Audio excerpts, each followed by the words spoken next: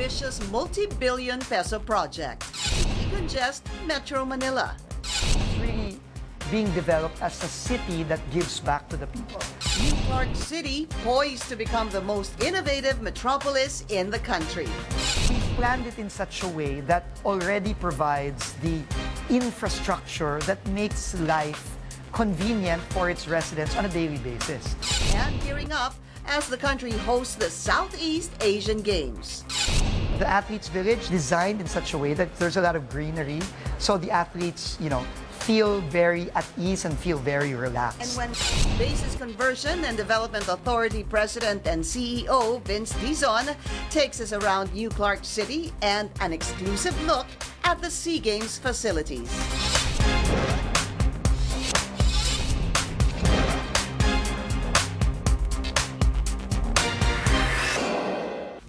One of the biggest sporting events this year is taking place here at home.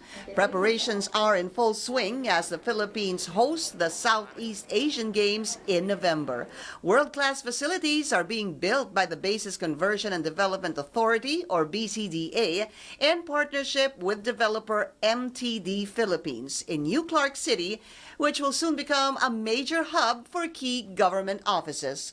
Also, apart from expanding the international airport in Clark, railways linking New Clark City to Metro Manila and nearby provinces are also underway.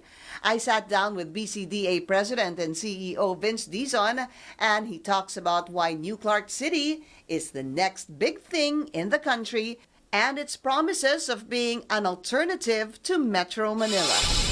Hi, Vince. Hi, Pinky. Thank you for having us here. It's so nice to be here again. I was here, A couple of months, a year and a few months. and what I saw was Nothing. grassland. Grassland, yeah. Trees. Grassland and a couple of cows, probably. Let's start with this. This is the stadium, and I'm gonna have to say that as I entered, we are at the VIP box right now. This is normally where we're not gonna be here, but this is a good vantage point to actually see really the stadium. And then when I walked in, I was wowed really by what I saw. Tell us more about this stadium. I know it seats about, what, 20,000? Yes. Okay. So it's all the competitions for athletics can be held here: shot put, pole vault, long jump, triple jump, steeplechase, everything you can think of that you see around the world, in first class athletic stadiums around the world can be held here. The last time that we've built something of this magnitude for sports, stadium, aquatic center, housing for athletes, was actually Rizal Memorial way back in 1934. That was the last time the government built something like this. It just shows us how ambitious and how visionary President Duterte's Build, Build, Build program is, because it really is thinking about not only the present, but it's also thinking about the future. How in the near future, not only will our athletes have a new home and a world-class facility to train in, but it will also provide the country a venue for us to maybe bid for and host international sporting events like the Asian Games, maybe, which we've hosted. The last time we hosted the Asian Games, I think, was like in the 50s. And then if we want to even dream bigger, maybe the Olympics someday. So, But this will first be used for the SEA Games. SEA Games, which will start in November. November 30 is the opening until December 11. So Vince, when is the stadium going to be finished and what can we expect? We are targeting completion of this entire facility by the end of August. Okay. So that our athletes by September can already start training, and they can train here for maybe at least a month or two before the games start at the end of November. Tell us more about the seats The and design. the color, the design behind this stadium. So the designer of this stadium is Royal Pineda, architect Royal Pineda, and the design inspiration for this is actually the caldera of Mount Pinatubo. That's why if you look at the top view of the stadium, it's gray, representing the caldera of the volcano of Mount Pinatubo. And the orange columns that you see are shaped like a star shape, no? inspired after the giant lanterns of Pampanga. And the orange and dark gray, the orange takes inspiration from the beautiful sunsets in this area, and then juxtaposed to the dark gray colors of Mount Pinatubo and Lahar. That's why you notice the finishing of all the facilities is like concrete, or what architect Pineda likes to call Lahar finish. It's not only very classic and very and very luxurious if you look at it, but it's also very easy to maintain because there's no paint. You just need to wash it with water, and it's very easy to maintain. Vince, when you see something like this, and you're saying that the last time of this magnitude was built was back in 1934, how do you want our athletes or the Filipino people to feel about seeing something maybe as magnificent or as beautiful, as big as the stadium?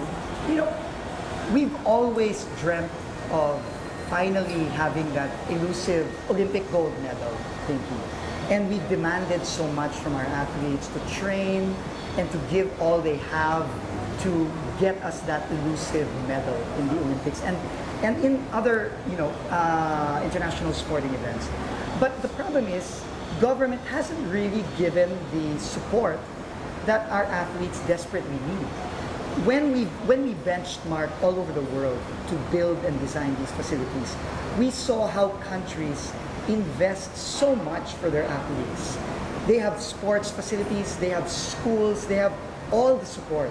Our athletes have none of that, have very little.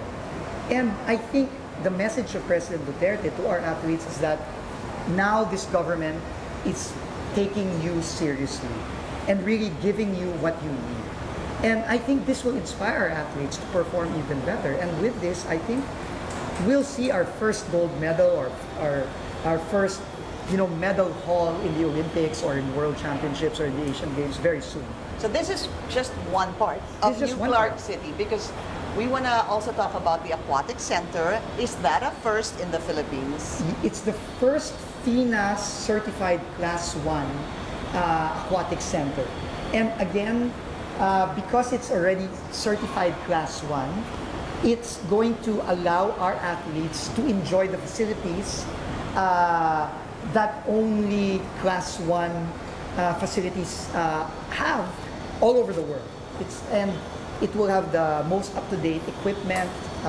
It will have the best swimming pools in the country for our swimmers, for our divers.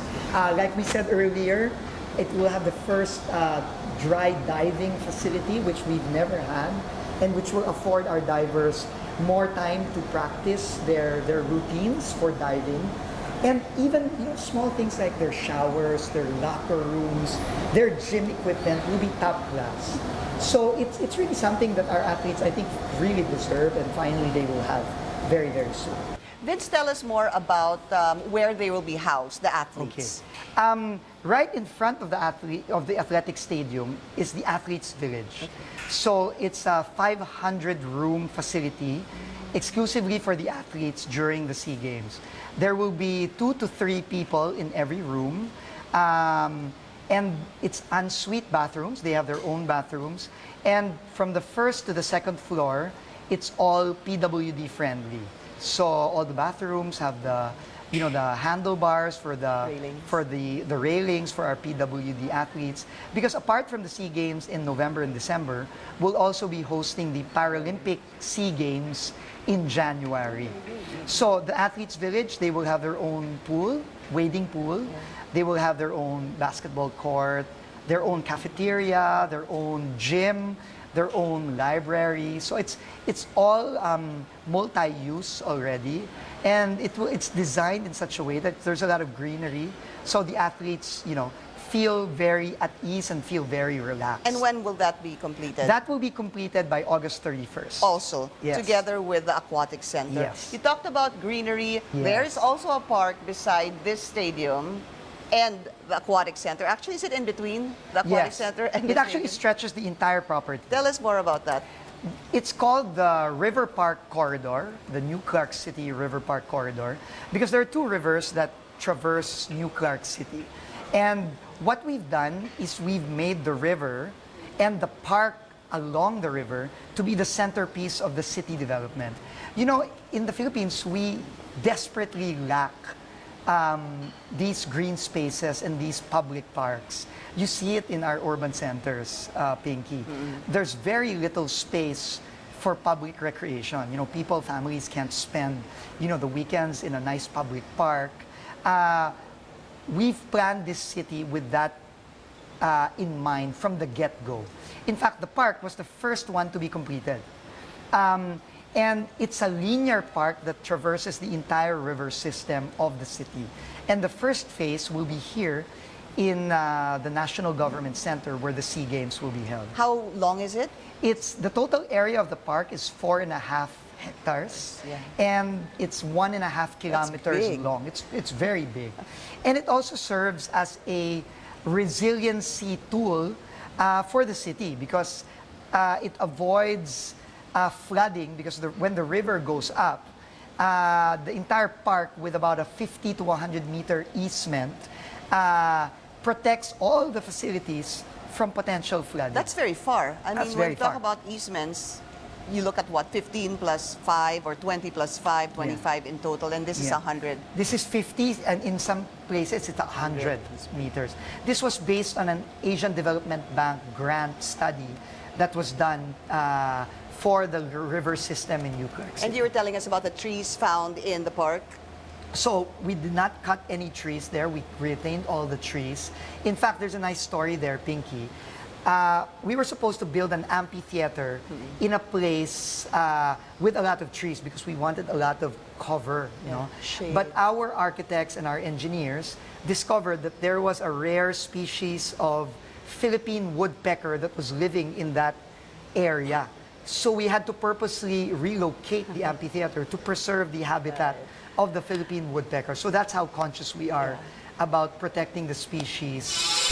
Up next, a look at the aquatic center that features not just 1, but 3 swimming pools that comply to international standards. Where are we now? So we're right now at the Aquatic Center. It will be the first internationally certified aquatic center in the country, which means that we can actually host the Olympics here, or the World Championships of Swimming here. And it was designed by Royal Pineda, and the design inspiration was the baklad used by our fishermen, the fishing nets, as well as the kapis windows throughout Central Luzon. So it's a modern take on the baklad and the kapis windows. Baklad, yeah. As you notice, it's finished like industrial finish. Yeah. So this is what Architect Pineda likes to call lahar finish. Because, you know, I mean, we're very close to Mount Pinatubo, and, you know, the lahar was spewed out of it. And Royal wanted to use the lahar as a way to accentuate the structure, but at the same time, talk about the history of the area, you know? And as a way to show how resilient Filipinos are, because after the disaster of Mount Pinatubo, we're able to use lahar, you know, in our facilities. And also, the good thing about this is since it's no longer painted, there's no longer any added finishing, it's very easy to maintain. Yeah. So this is the competition pool. It's very special in the sense that I think this will be the first pools in the country that will not be tiled, hindi to tiled. They're all made of steel, stainless steel, and PVC lining. These are the modern pools. Nico is the president of MTD.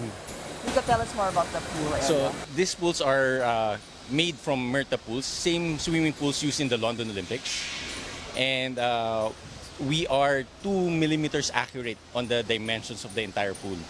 So that's our tolerance level. So we have to be very precise.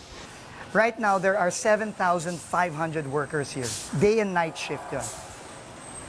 So you see, hindi na tiles. This is stainless steel, and that's all PVC line. And then they just do the markings. So this is the training pool. It's 8 lanes. The competition pool is 10 lanes. So this is where, while they're waiting for the actual event, they do warm-ups here, they train here. This is the River Park corridor for New Clark City. So there are two rivers that traverse the city, the Kutkut River and the Marimla River. They're river systems that start from the Zambales mountain ranges and go down to Tarlac and Pampanga. So the plan here, which was done through a grant by the Asian Development Bank, there was a river park sustainability study done by ADB, will be to develop all the two river systems, all sides of the two river systems, as river parks.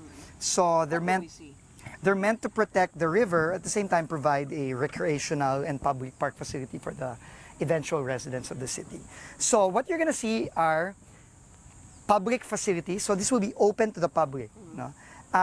Pathways, public exercise equipment, playgrounds for the kids, public seating, view decks, storm huts and public toilets, and just a really nice way to enjoy the rivers and the scenery.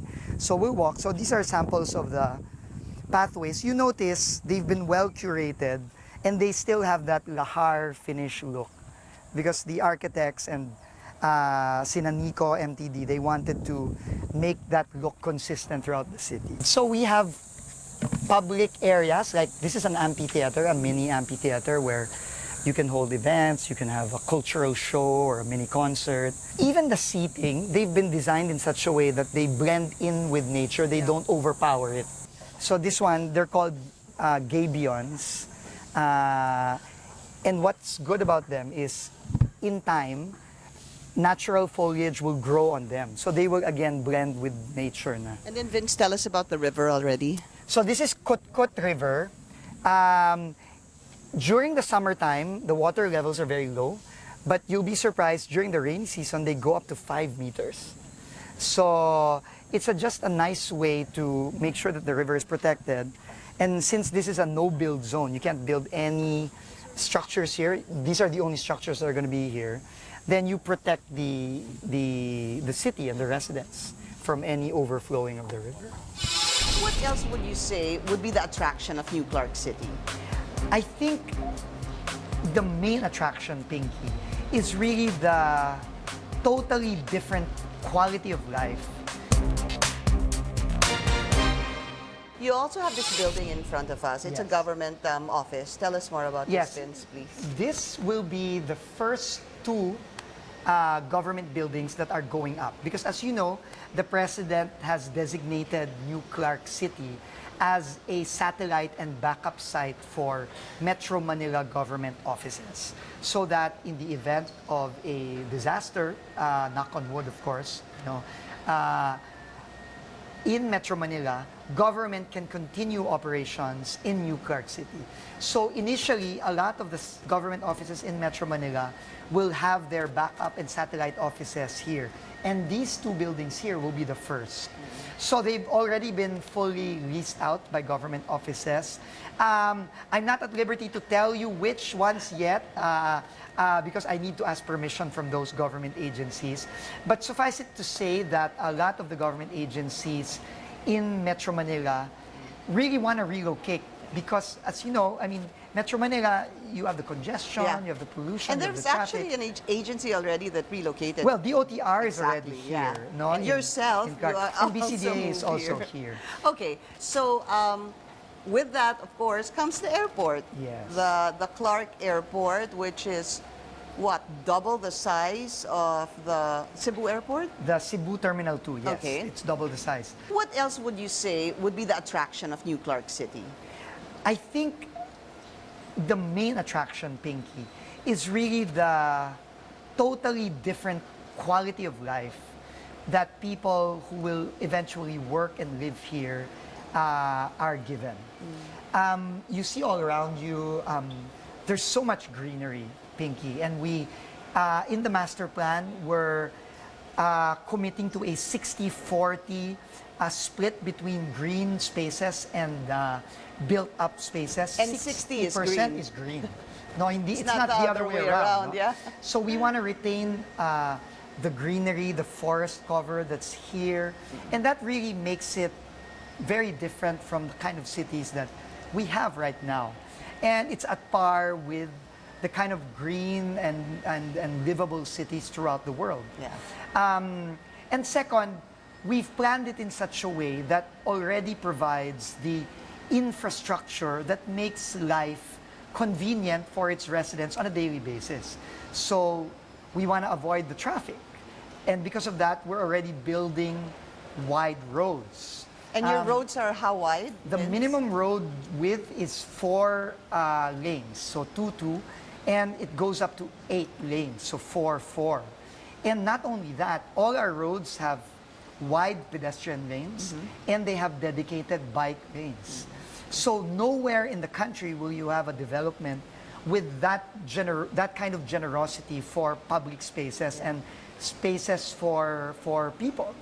And that's really what I think Clark is all about. It's really being developed as a city that gives back to the people.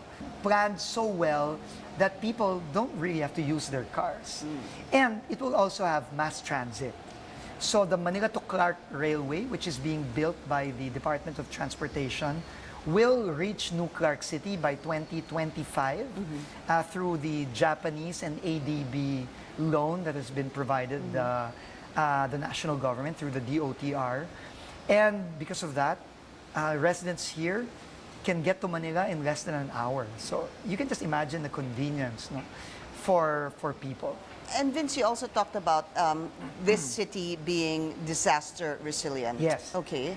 So it's disaster resilient for several reasons. The first reason is location. It sits at a very high elevation. The minimum elevation where we are right now is about 60 meters above sea level. And that's practically minimum. That's the lowest level of New Clark City. Metro Manila, the lowest level is practically at 0. Like if you go to cities like so?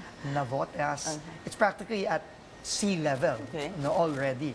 So the susceptibility for disasters due to climate change is very high in cities like Metro Manila. And of course, you also have the dangers of frequent flooding because the drainage systems were not designed to accommodate 13, 15 million people with a density of 20,000 per square kilometer. It was never really designed and built for that. New Clark City has already been designed and built to withstand a 1 out of 500-year flood. So this is what we're trying to do. We don't want to make the mistakes of the past and make sure that we plan, 30, 50 years ahead. What about earthquakes? Earthquakes, there's no fault line that sits underneath the entire Clark and Subic area. I think the nearest fault line is the East Zambales Fault, which is about, 20 kilometers away. But, don't get me wrong. I mean, there is no area in the Philippines that is earthquake-free. All of us will... witnessed that a couple of This months got ago hit here. by a 6.1 earthquake just about a month ago. But I think the design, again, of the facilities, I think the design here were not just... Under the building code, you require 7. Here, all the facilities are 8 up. That building over there, since it's a government satellite building, it's up to 8.9 magnitude. It's been designed to withstand an 8.9 earthquake. So it's the location, it's the planning, it's the engineering that's been put into it. Vince, how do you see the future of the New Clark City? When you envision it from then being almost nothing, well, actually really nothing, to what it is now, and possibly in the next 3 to 5 years? 3 to 5 years will be phase 1 up until the president's term in 2022. Cities typically start with the critical mass of industry and manufacturing. So it's going to be mostly the industrial zone where the factories will be, some commercial, and then the government area. And then maybe 10 years from now, that's when you start seeing more residential, private residential, more commercial establishments. And that's really the natural evolution of cities. But I think at the rate this is going and with the connectivity to the airport, it's going to probably grow faster than we think. And of course, we might have failed to mention there is water, there is electricity. Yes, that's critical. So we awarded our power and water concessions already. We will now have the cheapest electricity around the country, and that's a plus for us, especially for industrial locators who are always looking for cheap power and also cheap water. All of this would not have been possible without the private sector. So it's also a great showcase of how the private sector and government can work together to make all of this happen. All right, Vince, thank you so much. And well, congratulations for Thank you, Pinky. the Not job. done yet. So, but, not done. Thank you. So- Almost there. So far, Fingers so good. crossed. And we'll be back, Vince. Thank you. Thank you so much.